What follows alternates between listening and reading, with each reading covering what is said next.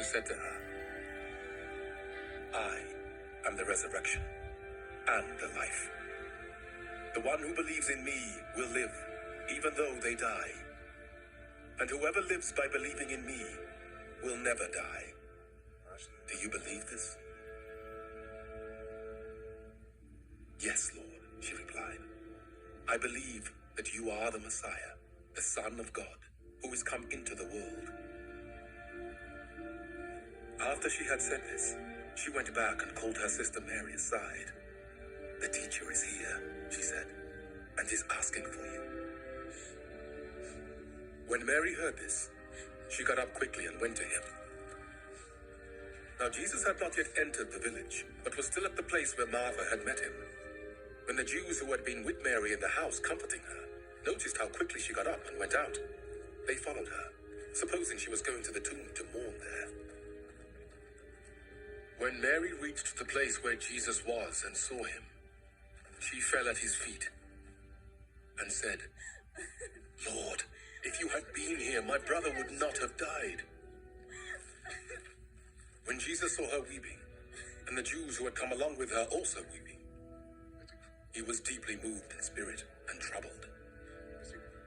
Where have you laid him? He asked. Come and see, Lord, they replied. Jesus wept. Then the Jews said, see how he loved him.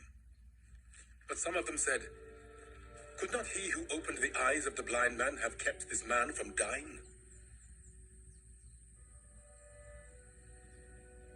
Jesus, once more deeply moved, came to the tomb. It was a cave with a stone laid across the entrance. Take away the stone, he said. But Lord, said Martha, the sister of the dead man, by this time there is a bad odor, for he has been there 4 days.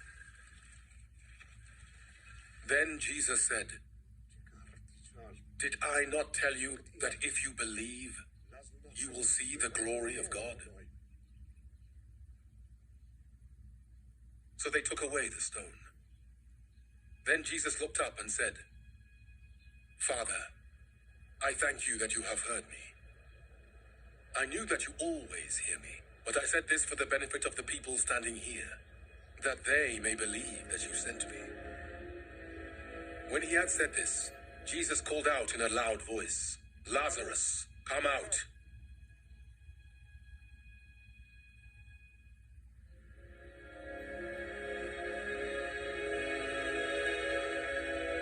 The dead man came out, his hands and feet wrapped with strips of linen, and a cloth round his face. Jesus said to them, take off the grave clothes and let him go.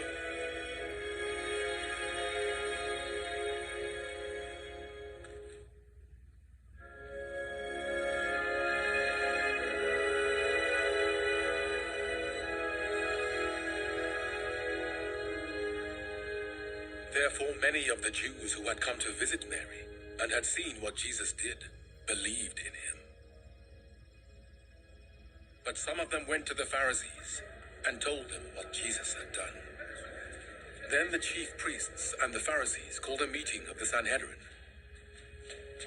What are we accomplishing? They asked. Here is this man performing many signs. If we let him go on like this, everyone will believe in him. And then the Romans will come and take away both our temple and our nation. Then one of them, named Caiaphas, who was high priest that year, spoke up. You know nothing at all.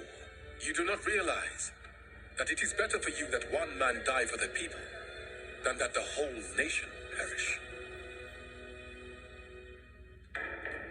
He did not say this on his own, but as high priest that year, he prophesied that Jesus would die for the Jewish nation, and not only for that nation, but also for the scattered children of God, to bring them together and make them one. So from that day on, they plotted to take his life. Therefore Jesus no longer moved about publicly among the people of Judea. Instead he withdrew to a region near the wilderness, to a village called Ephraim, where he stayed with his disciples.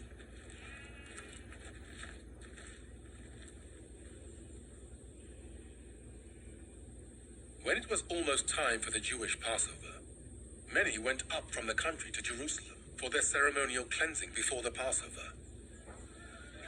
They kept looking for Jesus, and as they stood in the temple courts, they asked one another, "What do you think?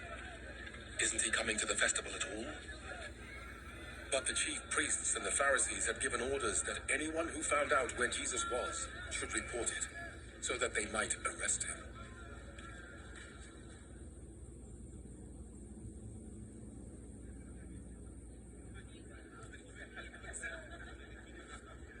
Six days before the Passover, Jesus came to Bethany, where Lazarus lived, whom Jesus had raised from the dead. Here a dinner was given in Jesus' honor. Martha served, while Lazarus was among those reclining at the table with him. Then Mary took about half a liter of pure nard, an expensive perfume. She poured it on Jesus' feet and wiped his feet with her hair. And the house was filled with the fragrance of the perfume.